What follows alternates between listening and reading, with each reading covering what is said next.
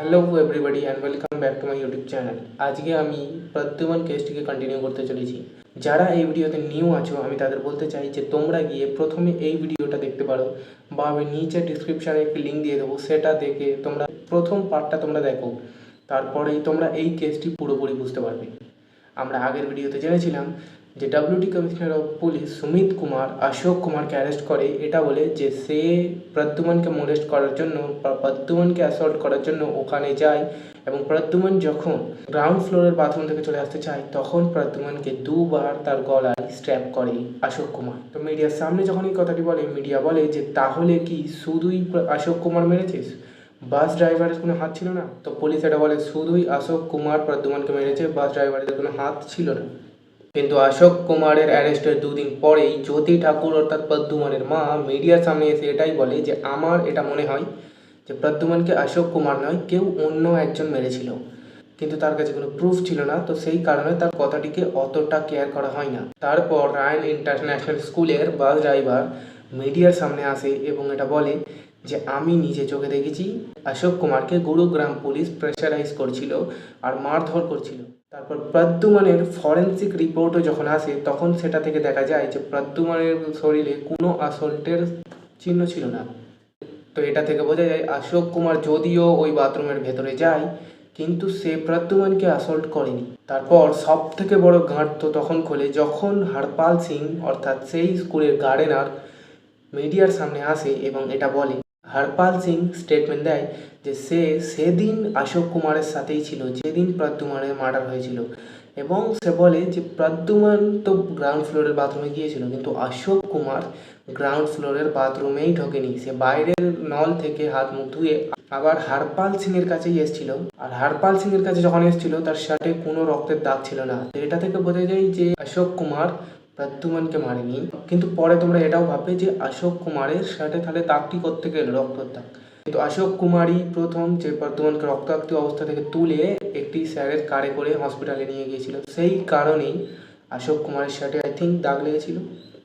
হরপাল সিং আরও বলে যে আমি নিজে চোখে দেখেছি গুরুগ্রাম পুলিশ অশোক কুমারকে প্রেশারাইজ করছিল আর মারধর। 15ই সেপ্টেম্বর 2017 কেসটি সিবিআইকে ট্রান্সফার করা হয় এবং সিবিআই ইনভেস্টিগেশন চালু করে, কিন্তু লোকেদের কারোর উপরে এখন বিশ্বাস হচ্ছিল না। লোক সিবিআইকেও উল্টোপাল্টা বলছিল যে সিবিআইয়েরও এতে হাত আছে, স্কুলেরও হাত আছে, কারণ অশোক কুমারকে কেনই বা অ্যারেস্ট করা হলো, আর অশোক কুমারকে যদিও বা অ্যারেস্ট করা হলো, অশোক কুমারকে মারধরই কেন করা হলো? সবাই বলছিল রায় ইন্টারন্যাশনাল স্কুলের প্রিন্সিপালেরও এতে হাত আছে, সবাই তো এটা বলছিল পুলিশেরও এই ক্রাইমে হাত আছে। কিন্তু অনেক এদিক ওদিক করার পর finally 22 November 2017 Ashok Kumar finally bail পায়। এবার একদিকে অশোক কুমার বেল পায়, কিন্তু একদিকে সিবিআই কিছুই খুঁজে পাচ্ছিল না, সিবিআইয়ের হাতে কিছুই লাগছিল না। তো সিবিআইয়ের ওপরে অনেকই চাপ পড়ছিল লোকেদের। সিবিআইকে সবাই বলছে যে সিবিআই কিছু করতে পারছে না, হয়তো সিবিআইয়েরও এইতে হাত আছে।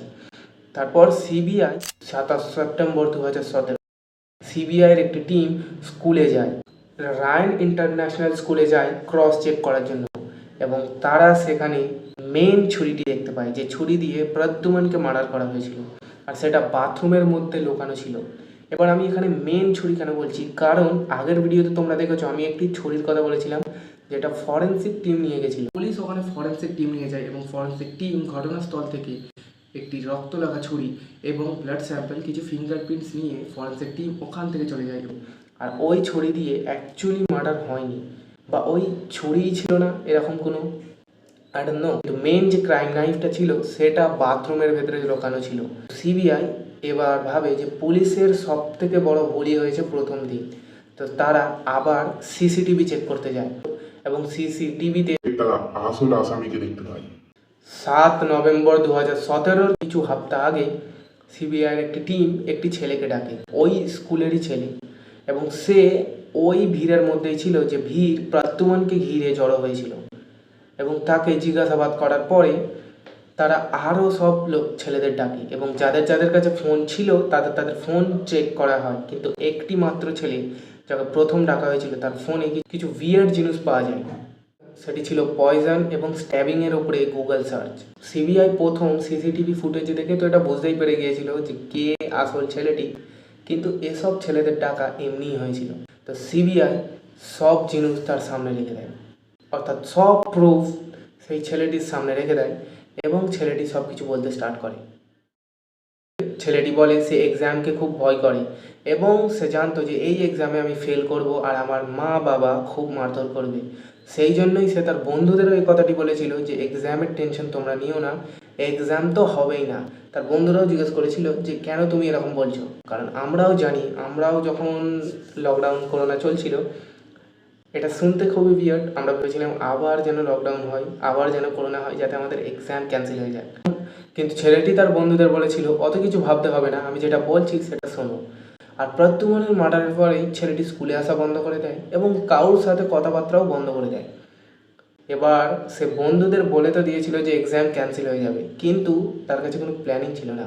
তো সে একটি প্ল্যানিং করে। প্রদ্যুম্নকে মার্ডার করার 2 দিন আগে একটি লোকাল শপ থেকে একটি ছুরি কিনে এবং সে বাথরুমে, গ্রাউন্ড ফ্লোরের বাথরুমে চলে যায় আর গ্রাউন্ড ফ্লোরের বাথরুমে ওয়েট করতে থাকে। তারপর প্রদ্যুম্ন ওই বাথরুমে ঢোকে। সে বলে প্রদ্যুম্নই এমন একটি ছেলে ছিল যাকে সে মারতে পারে এবং এই ছেলেটির বয়স 16 বছর ছিল। ছেলেটি 11 ক্লাসে পড়তো। তো তোমরা বুঝতে পারছো যে প্রদ্যুম্ন তার কাছ থেকে কতটাই ছোট। সেই কারণে সে প্রদ্যুম্নের গলায় 2 বার স্ট্যাব করে এবং সে ওখান থেকে চলে আসে। প্রদ্যুম্নের বডি প্রথমে ঘষড়ে ঘষড়ে গ্রাউন্ড ফ্লোরের বাথরুম থেকে বেরোয়।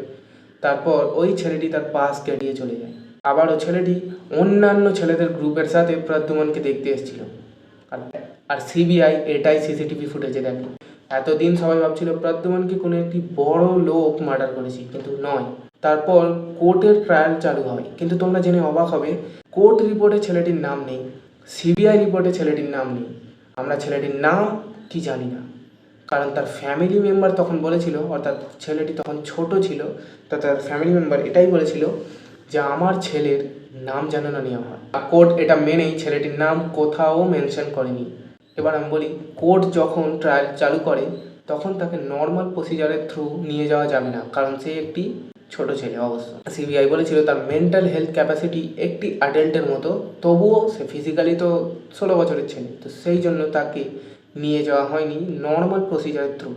এবং তারপর 2018 ছেলেটিকে কারেকশনাল ফ্যাকাল্টি অফ ইউথ অ্যারেস্টে দেওয়া হয়, কিন্তু 2022-তে আবার সুপ্রিম কোর্ট তাকে বেল দিয়ে দেয়। এবং তোমরা ভাববে যে ছেলেটি এরকম করলোই বা কেন, প্রদ্যুম্নকে মারলোই বা কেন, এক্সামের সাথে তাদের কি সম্পর্ক? তো অ্যাকচুয়ালি সে ভেবেছিল স্কুলে যদি কেউ মারা যায় শক ফ্যাক্টরের জন্য স্কুল বন্ধ হয়ে যাবে আর তাদের এক্সামও ক্যান্সেল হওয়ার সম্ভাবনা বেশি ছিল। তো সেই কারণেই ছেলেটি এই ক্রাইমটি করে। এবার আমি তোমাদের থেকে জানতে চাই, তোমরা কমেন্টে জানাও যে ছেলেটির সাথে যেটা হয়েছে সেটা কি সত্যিই ঠিক হয়েছে? প্রদ্যুম্ন কি জাস্টিস পেয়েছিল? আর এর সাথে প্রদ্যুম্ন কেস এখানেই ক্লোজ হচ্ছে।